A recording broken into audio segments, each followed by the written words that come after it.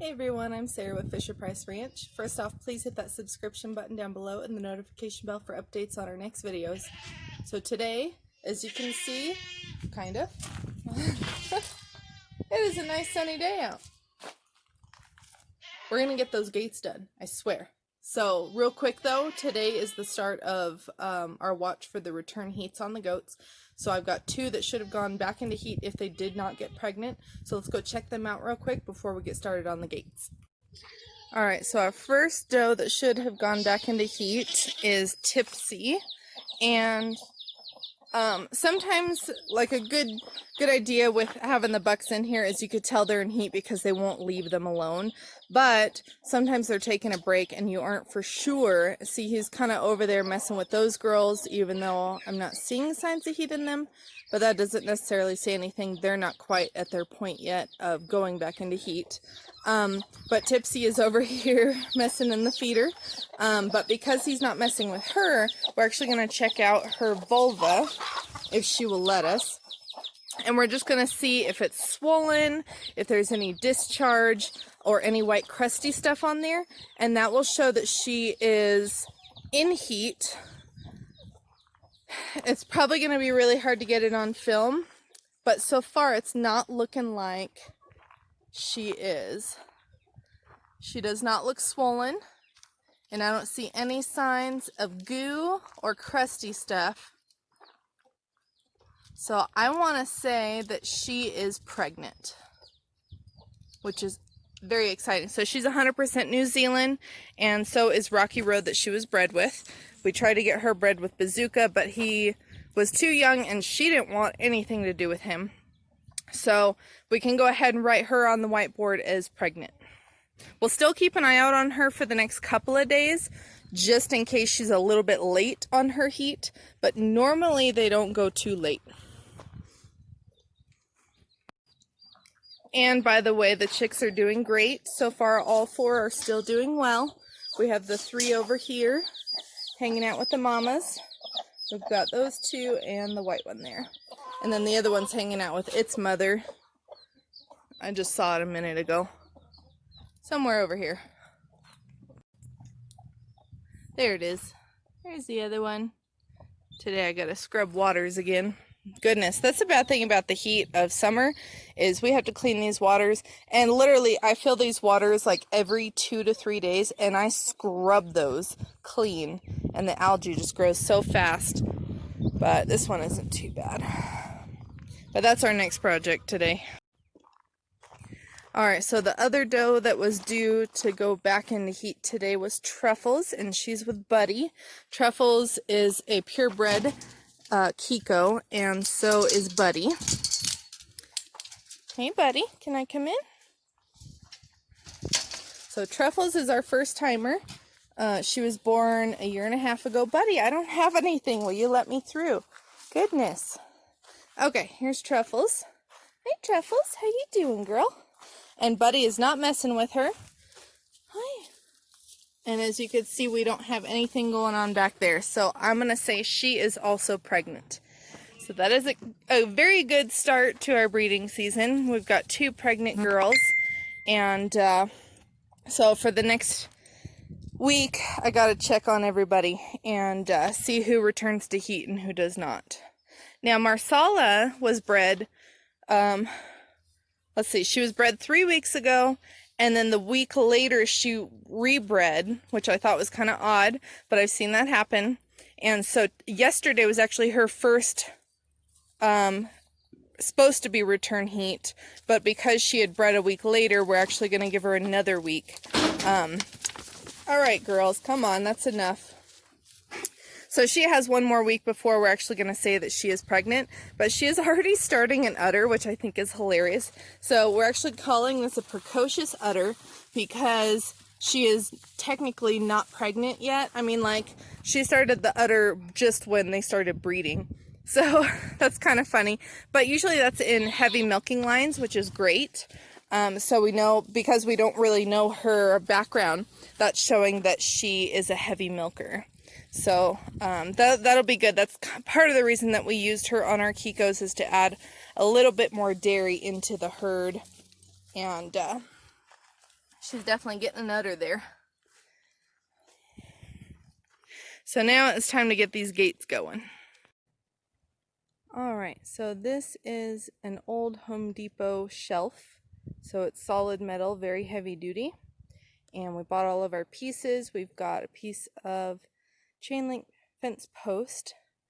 And then we have all of our hinges and latches and bolts. Now we looked for these everywhere. And if you guys have looked for these before, they're very, very expensive. And we found them on chainlinkmaterials.com. And they were only a couple dollars a piece, so we definitely saved a lot of money going with them, and they ship pretty dang quickly. So because of the way that this is shaped, we take our pole and we're actually going to slide it right in these grooves, and then from the other side we screw into the pole to hold it there, and then that's where we're going to put our hinges. And then the other side we'll put our latch. All right, so we have our self-tapping screws.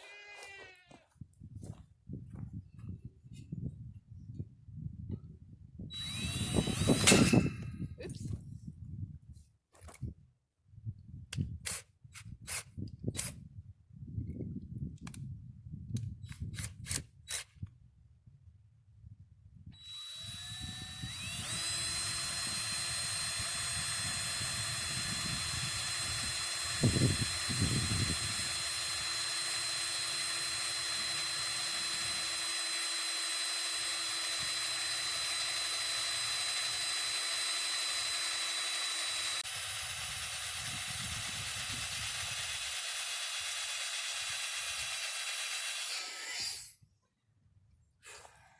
I need a battery, if you don't mind. I think in the bag in there.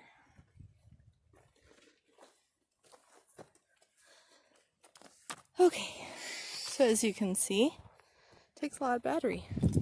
I don't think it was very charged anyway, but you can see we're getting through that pole, almost there.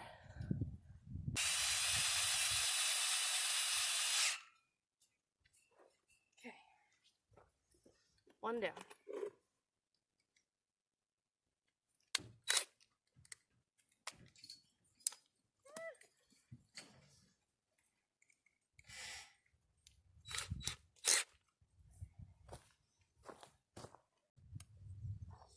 Alright, so we did screw on each side, top and bottom. So now we're ready for the hinges.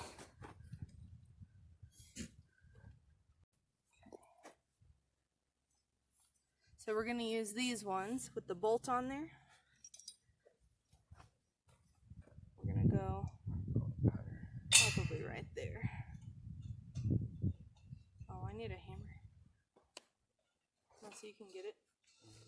Oh, it'll go. There we go. Okay. I forgot we have to put it underneath.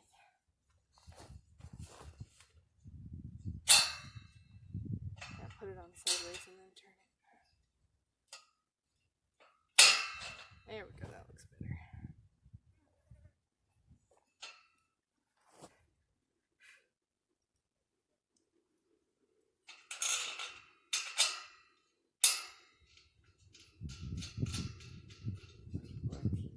Didn't think about it.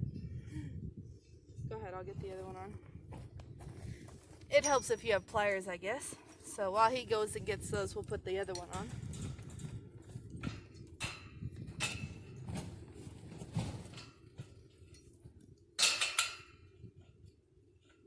And I think they're up by the house. That's the last spot we used them.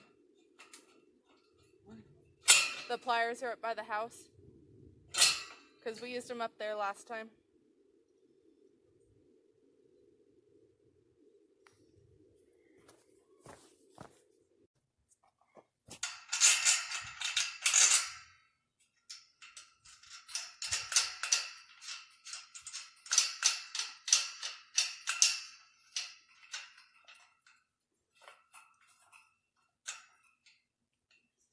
Alright, so our first problem when we took off the other one is I had put it around this and on, and it didn't give us enough space to get the bolt on. So we put it in there and then spun it sideways. So now we're going to tighten these up, and then we're going to start putting it on to our pole. Alright, so real quick while we have it on the ground, we're going to drill our hole for the latch right here.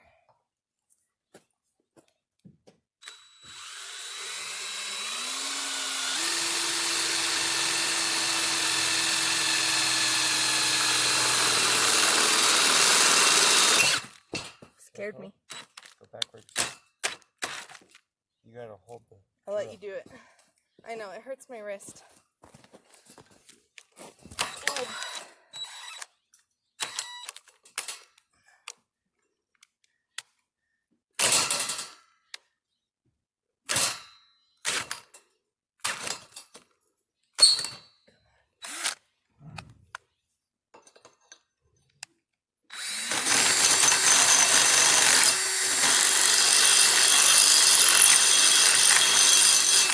Alright, that looks...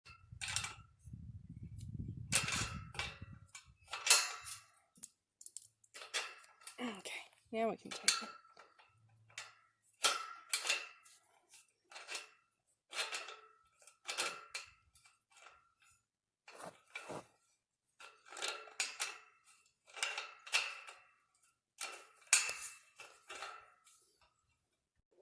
I know, but this thing is in the way.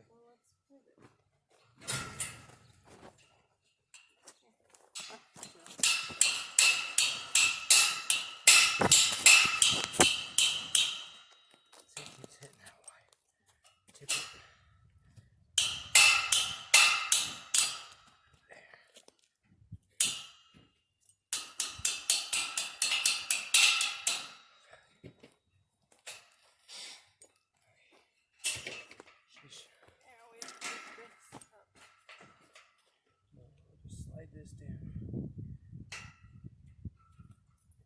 Slide it back up. Because we can't really slide that one out. They want to be stuck in here. So, just shimmy this one out. Joe! Like that. Sorry, hold on. Come here, Joe. No. Throw me the other bolt. You can't eat them. We have to pull up all these tomato plants. Yes, still getting those. Can I spin it or no? No, not Not yet. yet. Okay. Let me get this bolt in. Alright, so we got our hinges on, but we're not going to fully tighten them yet because we're going to get our latch on first. Real quickly though, Joe just snuck in here. We had to take him out. We had pigs in here a couple of years ago, and before, when we had a small area sectioned off, and we would feed them all of our scrap. And even, 4 years later, we're still getting tomato plants that are popping up. And there's quite a few of them, and they're a nightshade plant, so goats should not eat them. So we're going to have to come in here and pull them up and keep an eye on it still.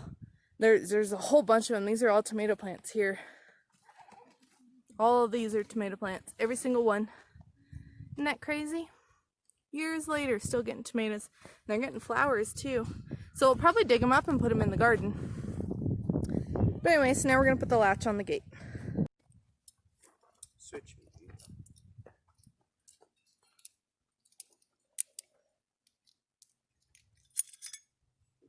That thing's upside down.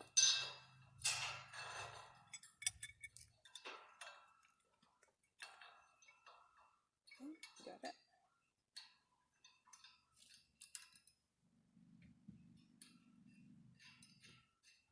You'll have to tighten it evenly like you said before. Probably start with that side. It doesn't tighten like...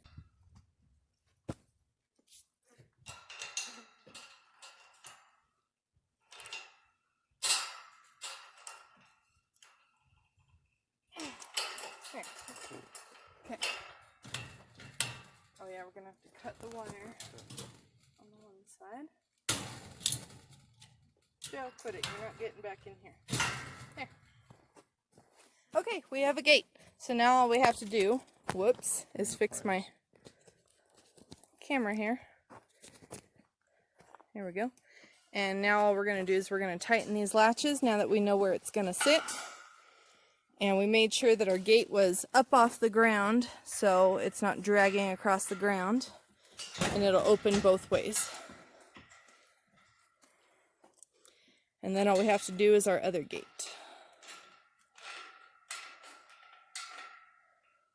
So we had shopped around for 4x4 gates for quite a long time and didn't come up with anything unless we wanted to buy them brand new for like $200.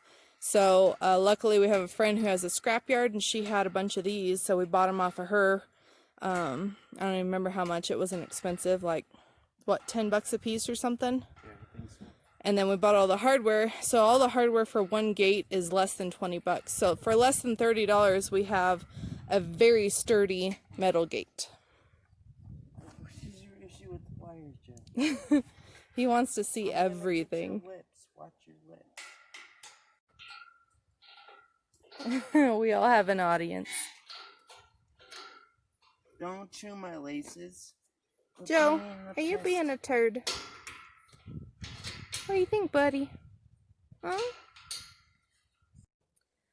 Alright, well I hope that this was helpful for you guys, and we use a lot of used material to build some of our stuff, so this might hopefully give you guys an idea of how to build some gates for yourselves. But anyway, thank you so much for watching, and we'll see you next time.